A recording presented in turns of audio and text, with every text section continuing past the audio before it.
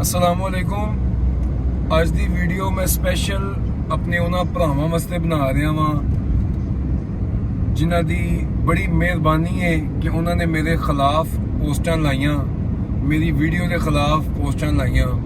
ਅੱਲਾਹ ਤਾਲਾ ਉਹਨਾਂ ਭਰਾਵਾਂ ਨੂੰ ਮਦੀਨਾ ਸ਼ਰੀਫ ਦੀ ਹਾਜ਼ਰੀ ਅਤਾ ਫਰਮਾਏ, ਬੈਤੁੱਲਾ ਸ਼ਰੀਫ ਦਾ ਤਵਾਫ ਕਰਨ ਦੀ ਤੌਫੀਕ ਅਤਾ ਫਰਮਾਏ, ਉਹਨਾਂ ਦੇ ਮਾਂ-ਬਾਪ ਦਾ ਸਾਇਆ ਉਹਨਾਂ ਦੇ ਸਿਰਾਂ ਤੇ ਸਲਾਮਤ ਰਹੇ।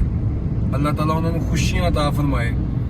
ਦੌਰਾਨੇ ਸਫ਼ਰ ਇਹ ਦਿਲ ਨਾਲ ਦੁਆ ਦੇ ਰਿਹਾ ਵਾਂ, ਦਿਲ ਦੀ ਅਤਾ ਗਹਿਰਾਈਆਂ ਨਾਲ ਦੁਆ ਦੇ ਰਿਹਾ ਵਾਂ।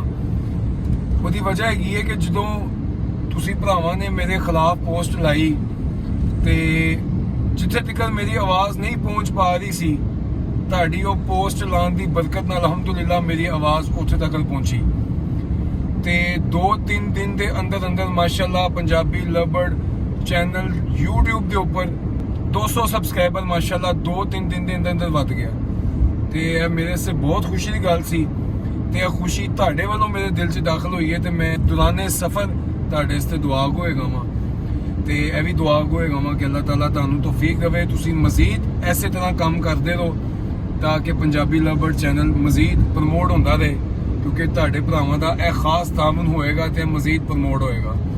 ਤੇ ਅਸੀਂ ਵੀ ਲਵਬਰਡ ਹੌਬੀ ਨੂੰ ਪ੍ਰਮੋਟ ਕਰ ਰਹੇ ਹਾਂ, ਤੁਸੀਂ ਵੀ ਲਵਬਰਡ ਹੌਬੀ ਨੂੰ ਪ੍ਰਮੋਟ ਕਰੋ।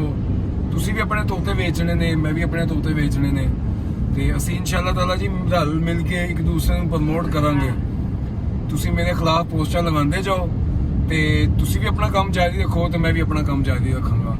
ਤੇ ਜੋ ਦੁਆਵਾਂ ਦਿੱਤੀਆਂ ਨੇ ਉਹ ਅੱਲਾਹ ਰਸੂਲ ਗਵਾਏ ਮੈਂ ਆਪਣੇ ਦਿਲ ਨਾਲ ਦਿੱਤੀਆਂ ਨੇ ਤਾਂ ਕਿ ਤੁਹਾਨੂੰ ਮਜ਼ੀਦ ਮੋਟੀਵੇਸ਼ਨ ਮਿਲੇ ਇਸ ਕੰਮ ਦੀ, ਕਿਉਂਕਿ ਮੈਂ ਤੁਹਾਨੂੰ ਕੋਈ ਪੈਸੇ ਵਗੈਰਾ ਤੇ ਦੇ ਨਹੀਂ ਰਿਹਾ ਆਪਣੀ ਪਬਲਿਸਿਟੀ ਦੀ, ਕਿਉਂਕਿ ਮੇਰੇ ਚੈਨਲ ਨੂੰ ਤੁਸੀਂ ਲੋਕ ਪ੍ਰਮੋਟ ਕਰ ਰਹੇ ਹੋ ਤੇ ਤੁਹਾਡਾ ਤਮਾਮ ਅਹਿਬਾਬ ਦਾ ਬਹੁਤ ਸ਼ੁਕਰੀਆ।